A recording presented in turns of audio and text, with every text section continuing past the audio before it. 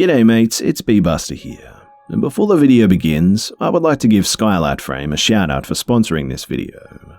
So, with Mother's Day around the corner, and picking a gift for my mum always being super difficult for me, I've been going crazy trying to figure out what to get my mum. And when I was introduced to Skylight, I knew it was going to be the perfect gift for her. Skylight is a 10-inch touchscreen photo frame that's super easy to set up. In fact, it takes under 60 seconds to get everything working. Just plug it in, use the touchscreen to connect your wireless network, and enjoy. The best thing about the frame, in my opinion, is that it allows everyone in your family to email photos to your loved one's Skylight, and they'll pop in their home in seconds. You can also preload your favorite photos to personalize your gift before giving it to your loved one. Skylight also provides full refunds for anyone who is not 100% satisfied with their product. When I heard about Skylight Frame, I knew that my mum would love it, and I thought, what a great way to display all the photos on my phone to her. And now, as a special Mother's Day offer, you can get $10 off your purchase of a Skylight Frame when you go to skylightframe.com and enter the code BESCARED. That's right, to get $10 off your purchase of a Skylight Frame, just go to skylightframe.com and enter the code BESCARED. That's skylightframe.com, and the promo code BESCARED. I hope you guys take up Skylight on their generous offer, and without further ado, let's begin.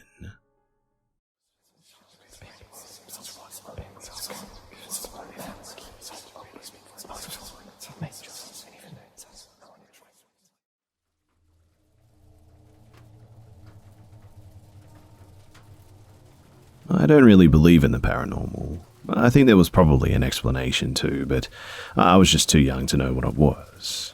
All the same though, I'm going to tell the story like I remember it. So my room wasn't very large, just a typical square room, mostly taken up by a dresser, bookshelf, TV stand combo, and my twin-size bed. The bed bisected the room, separating the entrance door from the sliding door closet. As I was young and I liked having a fan on, I had one of those long extendo chains for the light so I could turn off my light and still enjoy the fan at nights. I was in my room just messing around, not long before bed. I've always been an active person, and in my childhood, I was never anywhere in the house without a trusty toy sword, or toy sword stand-in close in hand, and tonight was no exception. I don't remember why I swung, because, again, small room, but I swung my sword and it struck the long chain for the light. Anyone who's ever accidentally whacked their chain knows what happens next. The chain goes flying around in the air, wraps itself endlessly around the light fixture, and turns off the light. And in an instant, I was plunged into darkness. Annoyed, I clambered onto my bed and began to tentatively reach up. I didn't want to stick my hand in the fan blade, but I needed to reach really close to it to begin untangling the chain. And I froze when I heard a shuffling sound, and then a groan. It sounded close by, in my room with me in fact. It sounded like the closet door sliding open on its old track. I kept trying to reach up, but now the hair on my arms was standing on end. The groan of the door finally stopped, but what replaced it was a heavy, throaty breathing. I imagined it, of course. I mean, I had to have, because what little boy doesn't have an overactive imagination, right? All the same, though, I was terrified. I gave up trying to untangle the light chain and instead reached for the top of it, where the chain fed directly into the light fixture. The breathing was closer now, and my brain was happy to provide the louder sounds and the horrifying image of everything they belonged to creeping towards my bed. I found the chain and I pulled. I know I pulled. I heard the click, but perhaps I just wanted to hear it because light didn't flood the room and banish away the darkness of my fears. I pulled again and again. Surely the chain was just too tightly wound to activate the light or something. Surely that was it. I couldn't wait to find out though anymore. I dove out of bed and lunged for the door to my bedroom, flinging it open and allowing light from the hallway to spill into the room. I whirled around, toy sword still in hand, but there was nothing there. The gloom of my bedroom stared back at me. Bed and dresser, bookcase with my TV and Xbox perched on top of it, but no monsters. I re-entered my room and climbed onto the bed once again. I reached up and, with the aid of the hall light, pulled firmly on the base of the light string, and with a loud click, the light turned on, and my bedroom returned to normal.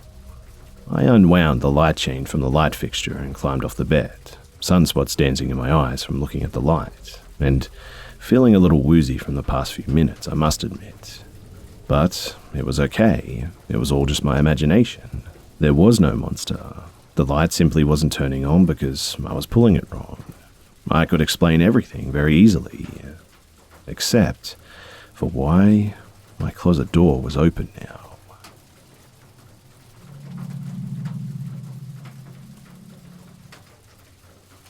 I'd say I was around 8 at the time that this took place.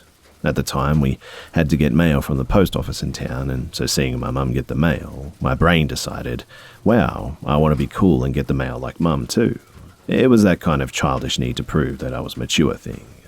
Eventually, after some time and lots of begging, my mum let me get the mail. I'd guess it was probably a weekend as the post office was closed, but you could still grab mail, just no people that worked there were actually there. I asked my mum if I could grab the mail as we slowly pulled up outside the post office. She nodded and gave me the keys that had the mail key and a few others, so loud and jingly keys, and I jumped out of the old van and ran up the ramp to the building, avoiding the stairs completely. I opened the door and saw a lady and a man getting their mail, but turning to my side, I saw an older man sitting in the corner staring at me. He immediately gave me weird vibes, even as a kid, but still, I gave him a quick smile and a wave. And that was a bad move. The man smiled back, revealing stained teeth.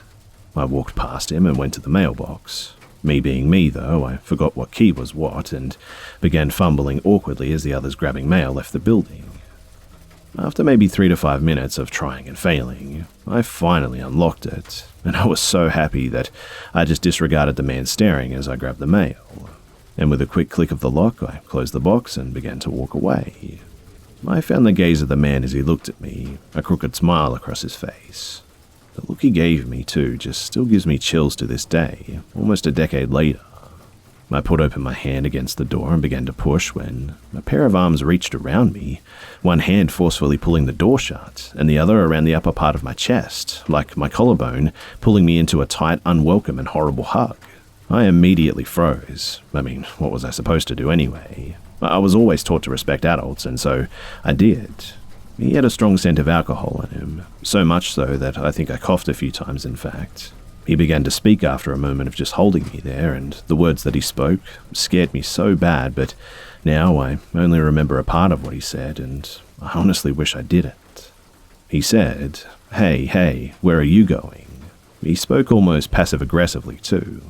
I said, "Oh, I have to go, my mum is waiting for me." He said, "Oh, okay." He sounded defeated and began to let me go at this point, but before I could break away, he held me tighter again, and tighter than before, in fact. Wait, he said. "I have a dog, you know." He had that stupid grin on his face now, that scary grin. I said, "Oh, that's cool." And he said, "Yeah, you should come with me and you can play with him." And the scary thing is about this whole thing is that I almost went with him at that moment. The next maybe 8 minutes just felt like hours as he let me go and pulled me back hard into him, his scruffy beard and soft dirty coat brushing against me. The details make my head hurt to remember, but he kept telling me no, almost ordering me to go with him. Finally, he seemed to snap and he said, "All right, you're coming with me now." And I said, "What? But I need my mum. I have her keys and she's waiting for me, please." Amazingly, that was still my priority, her keys and the mail. He said, "No, you're coming with me now." He opened the door and began to pull me out, and in a moment of his weakness, I managed to break away, running to my mum in her car. I slammed the door shut, scaring my brother and my mother. I began shaking and crying, dropping the mail onto the car floor. I shakily picked it up and handed everything to my mum as she demanded to know what happened. I told her everything and she looked really angry. I was so glad that she was on my side that day. I looked outside, tears still streaming down my face, and noticed the man look at me through the car window from atop the ramp in the building. I began to cry harder in panic as he started coming over. My mum stopped me as she noticed him coming. What was her reason for thinking that he was completely harmless? Well, he fell at the bottom of the ramp and he tripped. My mum laughed at the creep and started driving away, while she tried to comfort me, saying things like, "He was just a harmless old drunk man, and he didn't hurt you." But now, years later, I brought it up to my dad when I was at his house. My parents divorced 3 years after this incident, thinking that he knew about it. And my mum just never told him. And so, he was really angry. But I managed to calm him down eventually, and he was really angry that my mum didn't come for me sooner, and that she hadn't done more. I told him not to confront my mum on this, and he agreed. Now, not long after telling my dad, I brought it up to my mum as well. And my mum said that apparently I was just being a drama queen, that I would never get hurt, that he never tried anything. And boy, was I furious. But now I don't know if I should be. I know drunk slurring, but this was almost spiteful, and his tone was demanding. And so, my question that I'll leave with you guys is, what do you think his intentions were? And am I right to be mad?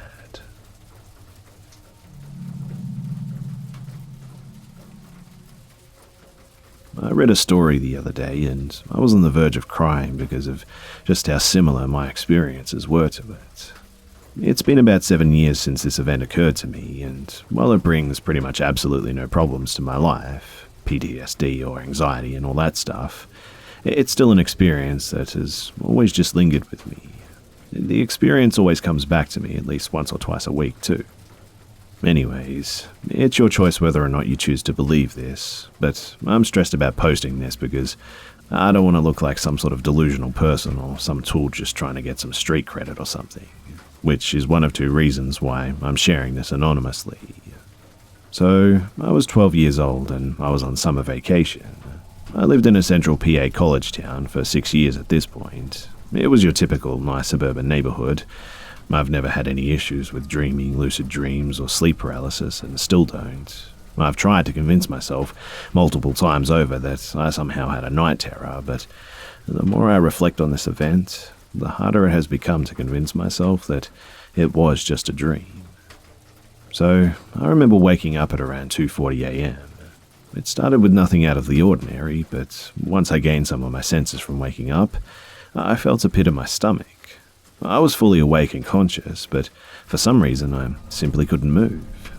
I could only whisper as well, a parallel to as if I was having a nightmare. I've always had a level of control in my dreams, a level of awareness just by putting things together. I knew for a fact that I was awake and everything was there.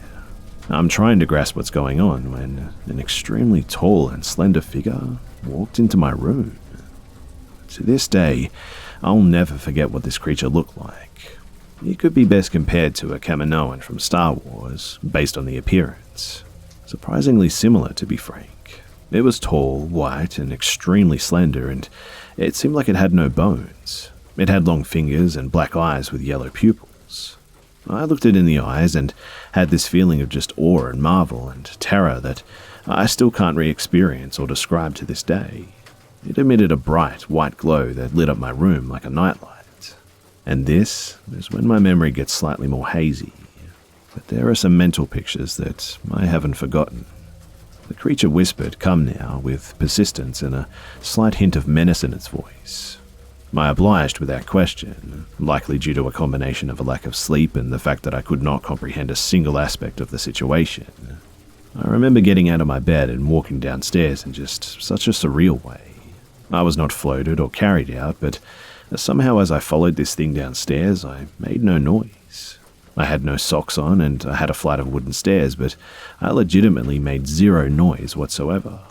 It felt like I wasn't even touching the stairs, in fact. It's really hard to describe because it just felt like I was practically deaf since I couldn't emit any noise.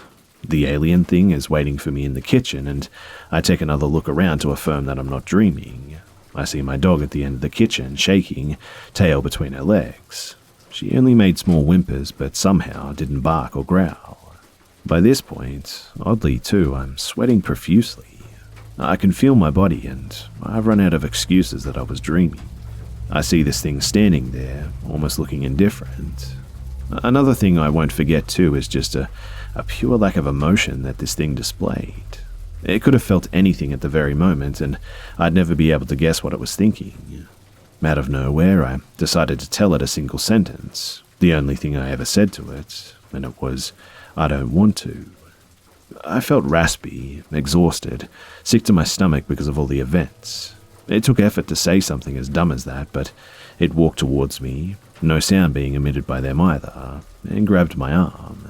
Its hand felt clammy and burned to the touch. Nothing horrible, but it was sort of like gripping a hot cup of coffee based on how it felt. I held back any kind of fight or question because of my exhaustion, and we get back to my room and the thing picks me up with almost no effort and half tosses me, kind of places me back into my bed.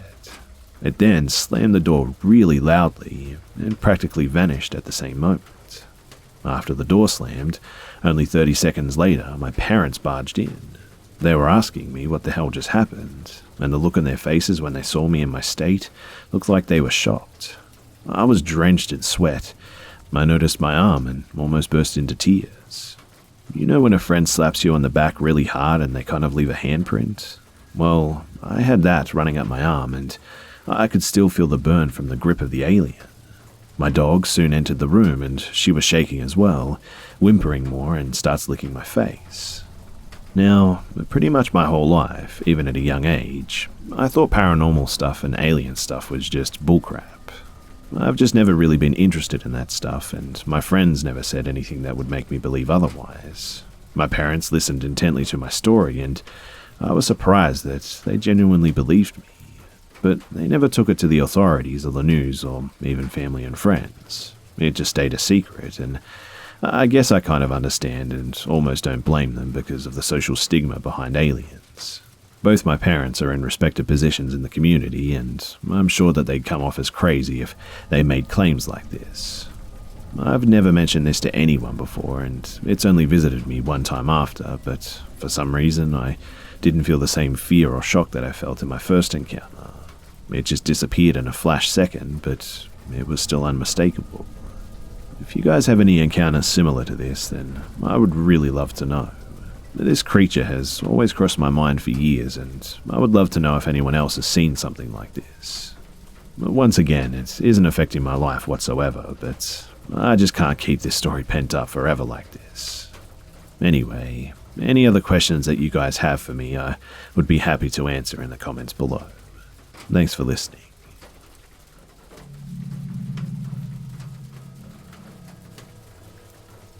I've gone to share my story a few times, but something has always stopped me. But I really need to share this, as I think that I may actually need some help. This may be a bit of a long one, so thank you for taking the time to listen. And just a few things before I begin. So, I know it's really silly to take part in a Ouija board. I was young and just trusted my parent. I also try to keep an open mind and find a reasonable explanation for things, but I'm starting to think that I need to take some action. So, when I was 15, my mum suggested doing a Ouija board, just the two of us. I agreed, as I was interested in that sort of stuff. I was too young to understand the severity of taking part, and my nan and my great-grandma used to read tea leaves and dabble in that sort of thing. I'm naturally attracted to anything of the paranormal by nature. However, it is truly one of the biggest regrets that I've ever had, but it's also changed my life. I'll try and keep it as condensed as possible, but here's how my life has just unraveled since. So we made a makeshift Ouija board out of paper and sat down at our glass dining room table. Fast forward 15 minutes, nothing has happened, and we start chatting. We decide to try again around 10 or so minutes later, and this time we can feel that the glass has some form of energy about it. We could feel the resistance between the glass and the table. Nothing this thing said was comprehensible at first, but then it spelt out Fred when we asked its name a few times. My granddad's name was Fred, and looking back, this may have been a way to gain our trust, or something along those lines. Then the answers began to not make sense again. We asked questions like, how old are you, and general things like that, but nothing that I could think would be too upsetting to answer. But after we asked if they needed help with anything, the glass started moving in a circle quite violently, and at this point, I was honestly petrified. I asked my mum to stop playing with me and to stop it, but we were both in disbelief. My mum asked what it wanted, and this is one of those moments that nobody has ever really believed, but it spelt my name. We both started crying at this, and that was when I knew that my mum was not the one moving the glass. And that was it for me. Absolute game over. We said goodbye and we eventually went to bed, and that was that. We didn't really speak about it after that. Shortly after this, though, I started to get the feeling like someone was watching me, mostly whenever I was in the bathroom too. I had had that feeling before the Ouija board too, but after experiencing what being watched truly felt like, I knew that before the Ouija board my brain was just playing tricks on me, as it does that, but now it was a serious feeling of someone's eyes piercing into me. I would be in the shower and bottles would just knock over in the cupboard next to me. Minor, I know, but this is important for reference as to know how things escalated as I'd grown up. I would shout, "Okay, that's enough, now leave me alone please." And so it would, for a little while. One night, around 2 weeks after that night, my mum asked me to empty the dishwasher before I went upstairs. Being a teenager, I just ignored her and I went upstairs. A few minutes later, I heard what thought was a lot of knives and forks being dropped in the kitchen. My mum shouted at me to be more careful, but I shouted downstairs that I wasn't in the kitchen. And when my mum went to inspect, she couldn't see anything. When she opened the cupboard, the glass we'd used had burst, and the rim was jagged, kind of like shark teeth, and the shattered glass was in a perfect circle around the glass, and we laughed it off, but we just kind of carried on with life at this point. Fast forward to 4 years later, and my mum has divorced my dad and we moved to a city centre. We live in an old tobacco warehouse on the docks. The place is old, but not scary at all. And this was when the activity really started to increase for us both. So I lived with her for around 6 months before I got my own place, and weird things would happen whilst I was there. We both saw a black figure walking around our rooms, and this was a first for me too, as I always felt stuff, but I never saw anything. I once had to ring my mum from the other room as I heard footsteps growing closer from the bathroom to my bedroom. It entered my bedroom and stopped right next to me, and the room just went bitterly cold. Again, I tried to ignore it and carried on with life, but then one day I was in the kitchen, about to tell my mum that I was getting back together with my toxic, now ex-partner. We were stood cooking and we had a clock above the hob, and the clock fell straight down in front of us, stopped at eye level, span around 2 or 3 times, and then flew to the right of me. And that really freaked us both out, because we just couldn't believe how it fell like that. Fast forward again to present day, I'm in my own flat with my new partner of 9 months and we're super close. We always go to say the same things too. Not generic things, but things only you would say conjured from your own brain. It was the strangest thing, but it always happened. Bear this in mind for the last thing that I'm going to tell you. So, my girlfriend is a skeptic and never really believed me about anything before moving in with me. One night I was cuddling her from behind, and when she turned to face me, she was completely freaked out and said, "There's someone in the bed next to you." And that completely freaked me out, as I did feel something before she said that. Obviously, I turned around, but there was nothing there. A week or so later, and my mum called me crying as she thought that her house had been broken into. She has these enormous iron doors that lead to a balcony in her living room. I never open these doors as they are near impossible to lock again once opened.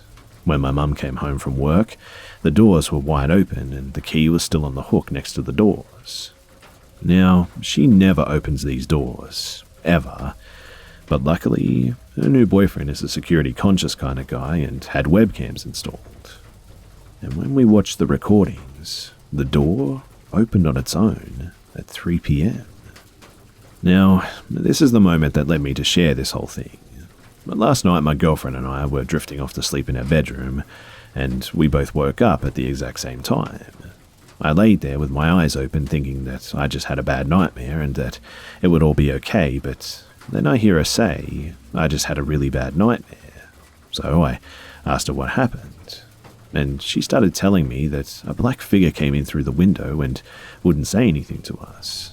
Apparently, I was asking what it wanted, but it wouldn't respond. I vaguely remember trying to speak in my sleep too, but It just kept coming closer and closer. But the strange thing is that I had the exact same dream.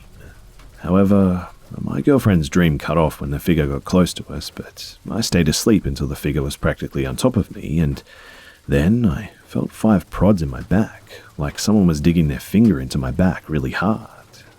That was at the point that I woke up, and we were both just absolutely freaked out, as you can probably imagine. And now I'm really worried. This has been going on since I was 15, but I do fear that whatever this thing is getting stronger and starting to affect my life in different areas. So, can anyone please suggest anything that I can do? Do I go see someone? Any help or advice from anyone who has dealt with strange going-ons like this doing a Ouija board would be really appreciated right now.